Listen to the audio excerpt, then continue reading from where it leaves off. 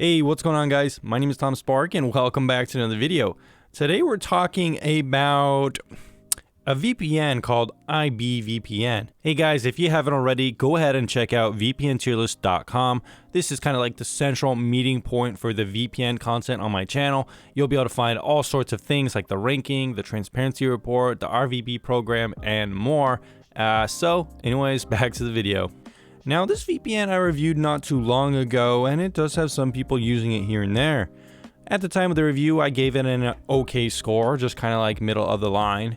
Later on, I kind of did some digging around, as some of my server members did some digging around, and kind of found that the company itself kind of had some weird kind of connections on the App Store to like free VPNs, and some of the free VPNs just linked back to IBVPN, and you don't really want to use a kind of VPN company if it's like using free VPNs on kind of like the side that could be collecting data or something like that without like detailed privacy policies.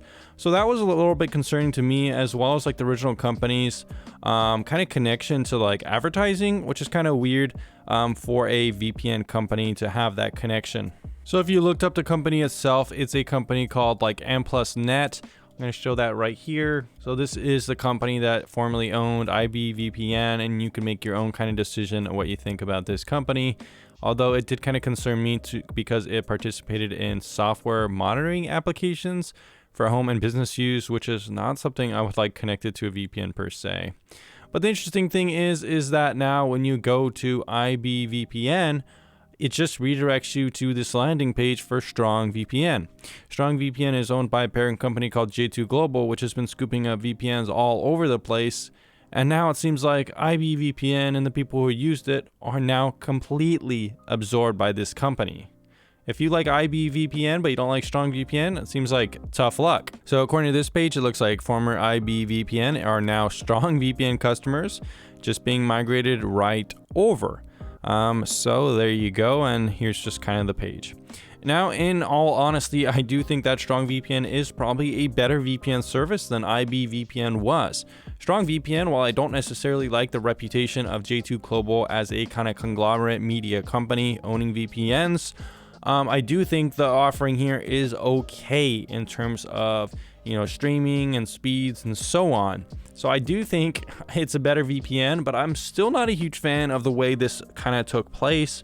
Not only that, but people who were affiliates for IBVPN, I think I might have been one. I'm not sure. I can't even remember because I didn't really even check.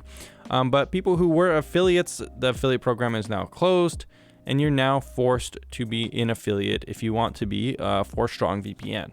So I think this is kind of an interesting example of how these kind of huge VPN companies are just scooping up other companies and kind of diluting these specific companies they buy, forcing people to kind of go to one company. In the end, it is a monopolization effect where the companies are getting kind of centralized and owned by one company itself.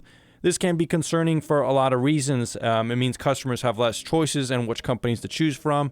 It means competition might not be as healthy.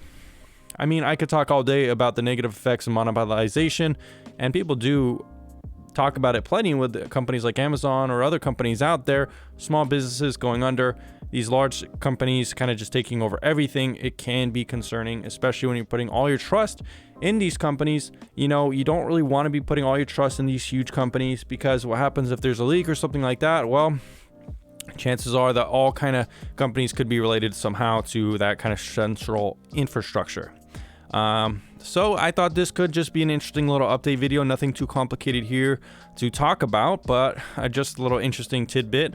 I see some people commenting on my IBVPN once in a while, and I think it could be, kind of disappointing for them if they really like that VPN and now they're kind of forced to switch over. And definitely disappointing for people who could have been affiliates. I don't think there's that many.